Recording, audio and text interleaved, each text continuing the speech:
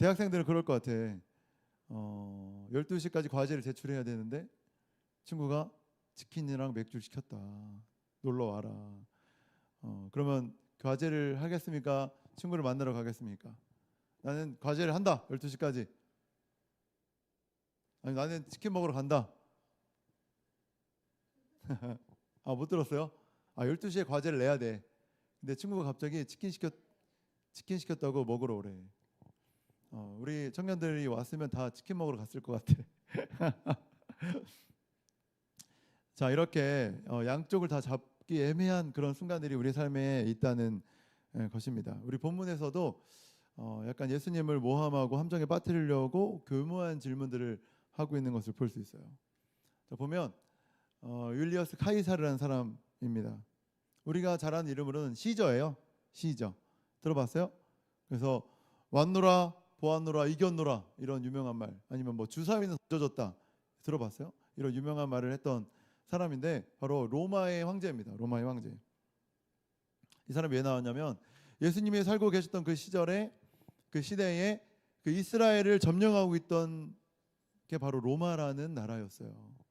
그래서 로마가 세상을 지배하고 세금을 걷는 거죠. 나한테 세금 내라 이렇게 했던 시대였습니다. 자, 그때 바리새인이라는 사람들과 헤롯 땅 사람이 이스라엘에 살았어요. 바리새인 사람들은 누구였냐면 민족주의자들이에요. 우리나라가 최고지. 로마 안 돼. 로마랑 싸워서 이겨야 돼. 막 이런 그런 마음들을 갖고 있어서 사람들이 바리새인들이고, 헤롯 땅은 누구냐면 친 로마. 로마한테 잘 보여서 우리가 잘 살아야죠. 이랬던 사람들이 있었다는 거예요. 그러니까 바리새인들과 헤롯 땅 사람들이 친했을까요? 친하지 않았을까요? 친하지 않았겠죠. 만나면 맨날 싸우는 사람들이 이 바리새인들과 헤롯 땅 사람들입니다. 그런데 오늘 본문에 이 두 무리들이 같이 연합해서 예수님을 찾아온 거예요. 원래는 사이가 좋지 않았는데 왜 그랬냐? 예수님을 함정에 빠뜨리기 위해서 왔다는 것입니다. 자, 그래서 예수님께 와서 질문을 하는 거예요. 선생님, 예수님을 선생님이라고 부르면서, 선생님, 세금을 내는 게 옳습니까? 옳지 않습니까? 이렇게 질문한 거예요. 그러면 예수님이 세금을 내라. 그러면 누가 싫어할 것 같아요? 바리새인들이 싫어하겠죠. 민족주의자들. 아니, 로마랑 적대감을 갖고 있으니까 싫어하겠죠. 이스라엘을 버렸다. 막 이렇게 말을 하겠죠. 근데 예수님이 대답을 세금을 하지 마라. 이러면 어떨 것 같아요? 그러면 헤롯 땅 사람들이 그러겠죠. 예수라는 사람이 세금을 안 내려고 해요. 고발하자. 이렇게 했을 거라는 것입니다. 자, 내야 된다, 내지 말아야 된다, 어떤 대답도 하기 애매한 질문을 지금 하고 있는 것이죠. 그때 예수님이 뭐라고 대답했을까요? 동전 가지고 와봐. 이렇게 말을 한 거예요. 이게 2000년 전에 로마에서 쓰던 동전입니다. 누가 그려져 있냐면 바로 시저의 얼굴이 가이사르 시저의 얼굴이 그려져 있는 것이죠. 그래서 예수님이 뭐라고 하시냐면, 자, 동전에 누구 얼굴이 그려져 있냐? 가이사입니다. 그러면 가이사의 것은 가이사에게, 하나님의 것은 하나님에게 드려라. 이렇게 말을 하는 것입니다. 자, 여러분,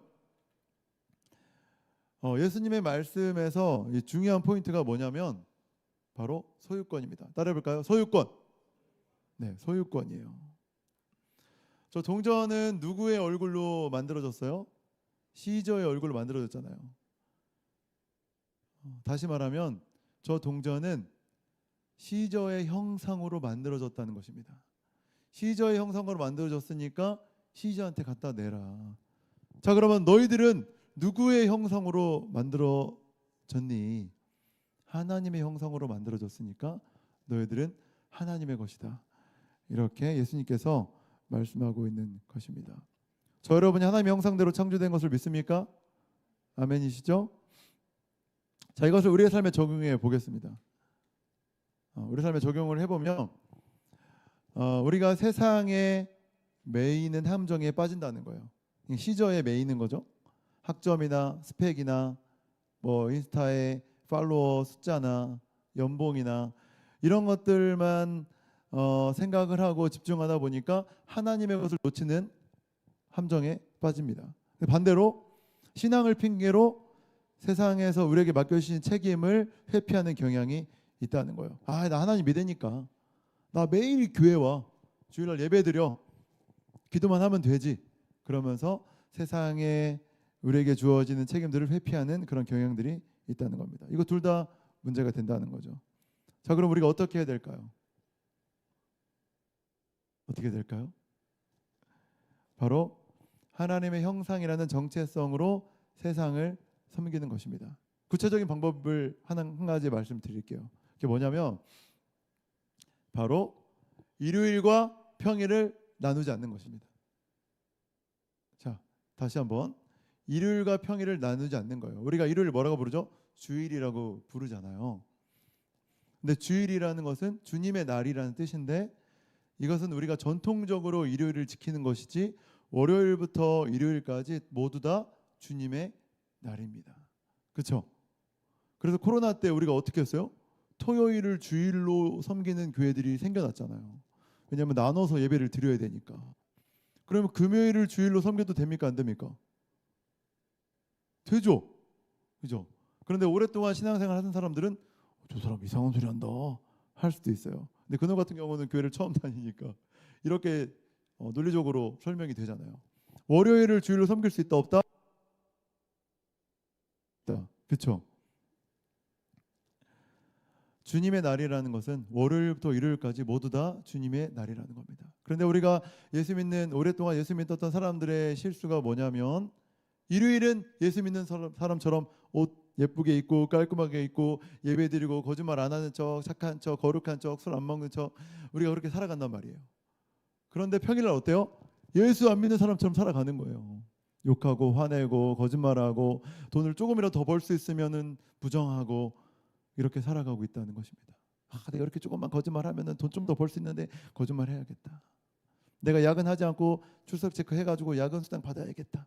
이렇게 우리가 살아가고 있다는 거예요. 주일과 일요일과 평일을 나눠서 살기 때문입니다. 그래서 방법이 뭐냐? 일요일과 평일을 나누지 않는 거예요. 모두가 주님의 날이다 이렇게 여기고 사는 것이죠. 우리가 하나님의 형상대로 창조되었잖아요. 그럼 우리의 삶이 평일날 어떻게 드러나야 하냐면 영향력 있는 삶으로 드러나야 한다는 거예요. 하나님께서 우리를 부르셨는데 세상의 빛과 소금의 역할을 감당하라고 우리를 부르셨다는 것입니다. 그것이 하나님의 형상인 것이죠. 세상의 대세와 세상의 유행과 이런 거에 끌려가는 그런 인생이 아니라 우리가 세상을 다스리는 삶으로 섬기는 삶으로 회복시키는 삶으로 그 역할을 감당하라고 우리를 부르셨는데 일요일과 평일을 나눠서 일요일은 예수 믿는 사람처럼 살고 평일은 세상 사람들과 똑같이 살고 있는 모습 그런 모습이 문제라는 것이죠. 자, 그럼 우리가 일주일 동안 살아가면서 평일에도 예수 믿는 사람처럼 살기 위해 근데 우리가 세상에 대단한 것을 보면은 어떻게 해요? 넘어지죠. 나도 저렇게 살아야 되는 거 아닌가? 여러분들이 알고 있는 차 중에 가장 비싼 차가 얼마짜리예요? 혹시 아는 거 있어요? 벤츠, 그렇죠. 얼마 정도 할 것 같아요? 몇 억 할 것 같죠. 세상에는 부가티라는 차가 있습니다. 얼마인 줄 아세요? 400억이에요. 차 한 대. 여러분 세상에 페라리라는 차가 있습니다. 얼마인 줄 아세요?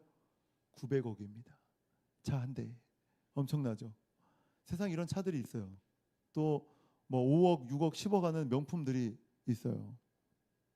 그런데 우리가 그것을 보면서 흔들리지 않을 수 있는 방법이 뭐냐?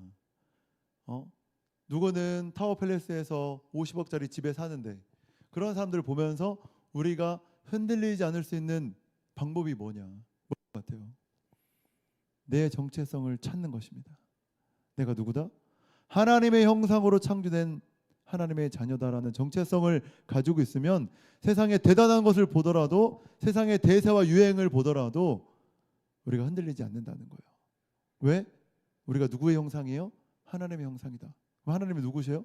이 세상 만물을 창조하신 분이시기 때문에 우리가 그 정체성 안에 살면 흔들리지 않는다는 것입니다. 그래서 우리가 교회에 나온 거예요. 우리가 정체성을 자꾸 까먹으니까. 자꾸 SNS 하면서 쇼츠 보면서 손가락 엄지손가락 달 때까지 막 넘기면서 미안해요, 내 얘기하는 거예요. 넘기면서 재밌다 하면은 1시간 2시간 너무 빨리 가잖아요. 그럼 쇼츠에 어떤 내용들이 나와요? 재밌는 내용. 그리고 인스타를 보면 사람들의 기뻐하는 모습, 잘 나가는 모습, 그런 것만 나오잖아요. SNS에 슬프고 우울하고 막 외롭고 이런 내용이 나옵니까? 그런 거 올리는 사람 본 적이 없어.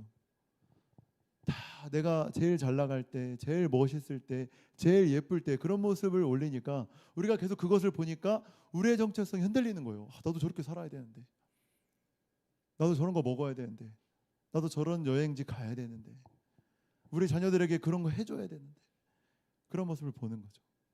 우리가 어디에 노출시켜야 돼? 우리를 그곳이 아니라 하나님의 말씀에 우리를 노출시킬 때 우리의 정체성이 다시 한번 확고해지는 것입니다. 뭘로? 하나님의 형상으로. 따라해 봅시다. 하나님의 형상.